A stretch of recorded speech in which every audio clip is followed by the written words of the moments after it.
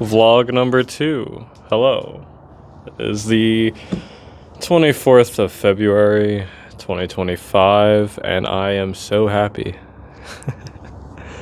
Not that I'm trying to prove it. I have a ton of index cards, pieces of paper with full of ideas of things I could talk about, and yet I was just on a walk. I was walking my dog, and all I really want to say is what's just streaming through, like coming from my heart, streaming into my consciousness, which is really just I'm happy. The first vlog I did a couple days ago, and I'm trying to do at least every 2 days. I could do every day. I could do 2 a day. One thing I talked about in the first vlog was expressing oneself on the internet, and how for a very long time, nearly all the time of me being on the internet since, like 2002? 7, 8 years old. Yeah, I was playing online games then. My parents were kind of just like, here you go, computer, internet, go wild. But anyway, I've always felt like I've contorted myself. I had different usernames, online identities, characters in games, profiles on all the platforms, and a lot of it, just a young kid and just growing up as a human, trying to find myself and explore things artistically and this, that, and the other. And I had a rich, real in-person life too, although I moved around so much, and so that kind of affected my development, like moving around every 1 to 3 years, not keeping the same friends, and so gravitated toward the internet. And so very, very long story short, as I was speaking a bit about in the first vlog, is I don't feel like I'm really expressing myself authentically, like fully, because you scroll on the phone on Twitter, you see my tweets, or you even watch my videos, and it's still like a 2D flat version. And so, I'm not trying to say I'm like super special. We are all complex. We have a lot of different interests in things. Most of us, some of us hold these things more dear to our chests, and we don't talk about them, and we don't share them, because quite often you share something you're excited about, and there's someone out there that wants to tear you down, or just misunderstand you, or this, that, and the other. And just the natural process of being human, where you grow up in a particular place in the world with particular parents, and you have a particular worldview, and it clashes with other worldviews, and you're trying to understand how reality works, especially when you get into the realms of God and spirituality and existentialism and all that. I'm not trying to open the can of worms here, but I made that first vlog about expressing myself authentically, and it was a very introduction and saying, I don't know how to introduce myself fully, so I'm not going to try. And that's the key in general, is don't try, just be, and eventually it'll form. And it's like, what are you trying to prove? Why are you trying to, I don't know, is it a bit of like telling the world you're special? And it's really, that's a projection of maybe not having the friends that you need to confide in. Maybe there's other stuff going on there. Let's just skip over that. Because yesterday, which was the day after that vlog, where I just recorded it and sent it, I didn't watch it back. And I used to be very obsessive over everything that I did. Make a video and I would just obsess over it. And sometimes it'd be like, hey, the way that I said that thing was very good. Other times it was like, oh, is this going to come off? All the self-judgment. But last night, I was just vibing, and I was settling down to bed, and I was reading the Bhagavad Gita, and it was good.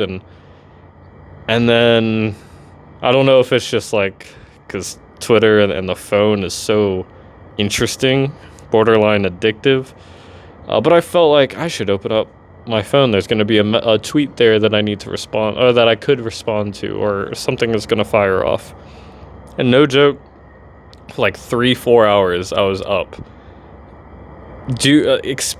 Having an experience that I felt a few times before, where I was just riffing, I see a tweet, type, bam, bam, bam, here's a thing, bam. And I was connecting a whole bunch of dots, and it's not like anyone's like paying attention to me and following me. Maybe some people are wondering, hey, what's that boy up to? Are the screws loose up in his head? He's tweeting about Jesus and Krishna, and then also Suicide Boys, and then also this, that, and the other, and video games, and what is going, like, I don't expect anyone to be doing that, but for me, I was just like, wow, look at this dynamic range that I have, and I don't care how I'm being perceived, because I know for some it's crazy. I know for a lot of the people that are my mutuals and in my little, like, part of Twitter, they're all very dynamic. They're all very open and expressive and this, that, and the other.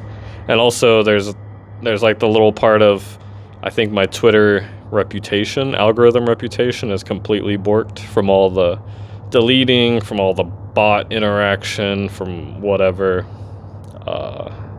controversial topics in the past from before Twitter became X, and I don't know. I don't really care. I'm just being me, and it felt so good to be me, let me tell you. I already told you. It felt so good. And so today I've been over the moon, and I've just been streaming all of these creative ideas. I've got a whole new content plan for the video game stuff that I want to do, and that's a whole topic that I definitely will dedicate another vlog to, about this love-hate relationship that I've had throughout my life with video games. Even in high school, my calculus teacher did a very special thing. It was like right before winter break. He invited us to open up emotionally about something in our life, totally unrelated to calculus. And in fact, I've never even talked about this with someone. Just like, now I'm putting in the context, like a public school calculus teacher, and he was a great man. And I built his website just to make the class better, but I digress. He invited us to share, and even back then, I felt very alienated and isolated with my love for video games and this love-hate relationship, and, I want to be cool and blah, blah, blah, but, like, this is all, and the struggle and the depression and the mental things that were going on that I couldn't reconcile, like from having moved around so often and not really having the best friends and being a little jealous of the people, my classmates that had lived in that location since elementary school, and they got their friends, they got their cliques, and I was kind of friends with them, but I wasn't really there, and yada yada. And it almost doesn't even seem like me. It was the teenage version of me, but it was me, and it's because I remember it, but I remember it in like a dissociated way. Like, was that really me? And I did that, but yeah. I shared my love-hate relationship with that, and so I've been going through the ringer and thinking, do I make content? And I could go on for another hour. I shall not. But just as an example of where I am now, is one of the things I want to do is to cultivate leadership experience, just in general, for wherever that may lead, be it entrepreneurship, business, nonprofit, maybe my childhood dream of being a game designer. Like, maybe specifically would be the lead game designer of a AAA MMO. There's a lot behind that, and I know I could pull it off. I've always known I could do that. I went to an academy in 11th and 12th grade for software development. Half the day, every day of high school, take a bus there and back. And I was a star student of the year for both years. Founded the game dev club in my high school. Founded the game dev club in college. Other clubs. Founded the hackathon in my university and ran that for 2 to 3 years. 2 years, and then advisory in the third. And went to a bunch of hackathons, did game jams, and yet I always denied this passion because it's not, it's just a bunch of excuse making. I derive so much benefit as a child from, for example, my vocabulary. Far superior than my classmates up through until like high school. History, playing Age of Empires and other strategy games. I saw benefit of what video games could bring, and I had so much foresight that I imagine the AI that we have today, in the last 5 years. I was imagining 10, 15 years ago. It really wasn't that hard, honestly. There'd been books on AI and people thinking about these things for decades. I mean, the literal like coding implementation of the AIs, the research was done 3 to 4 decades ago. It was just a matter of everything catching up. So it really wasn't hard to predict all this, but I had predicted it and imagined, wow, what if I created these games that were co-generated by AI and fluid and constant and blah blah blah blah blah. That was 14 years ago, so imagine what I've thought since. Just a lot more of that. So I know I could do it, and I went to a state university, do computer science, and I was going to have a full ride with my dad's military benefits being passed on to me, but long story short, 2 months into my first semester at college, the VA, after a lot of pestering, the VA was like, oh yeah, it appears that we've made a mistake. You do not qualify for your father's benefits to transfer to you. And so my mother and I took emergency loans, and by the second, going into the third year, I was like, this is unsustainable, and I don't even want a computer science degree. It's not relevant to what I want to do. And I had part-time jobs, I had internships, I had the experience, and then that internship my boss was like, hey, you're really good at this. You're really talented. He was like, basically, you should drop out. You don't have to finish your degree. Like, come work for me. I was like, no, I'm going to finish it. And he's like, all right, I'll do it part-time. And then after a semester, out. Because it was expensive. And I didn't need it. I didn't want it.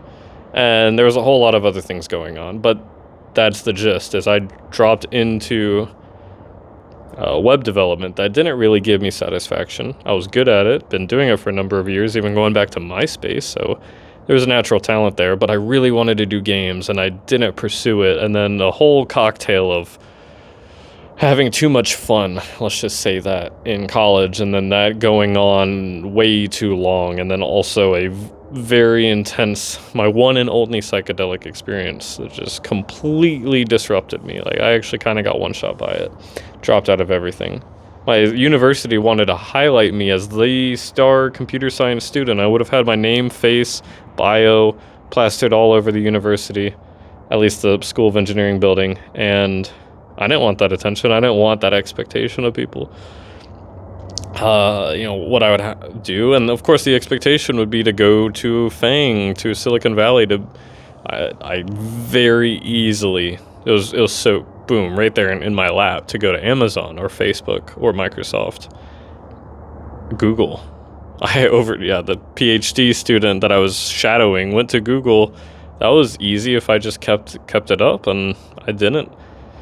So I was not planning on going into all of this. I just wanted to say I am so happy now.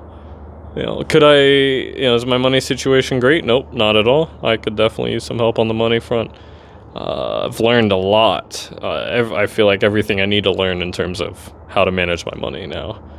One thing that really clarifies things is hitting rock bottom. I'll tell you that. I don't have to tell you that. Everyone will. So, could the money be better? Yeah. I am single and I yearn for my wife, but I have especially after the last 2 days, such a deep okayness, such a feeling that actually I feel successful.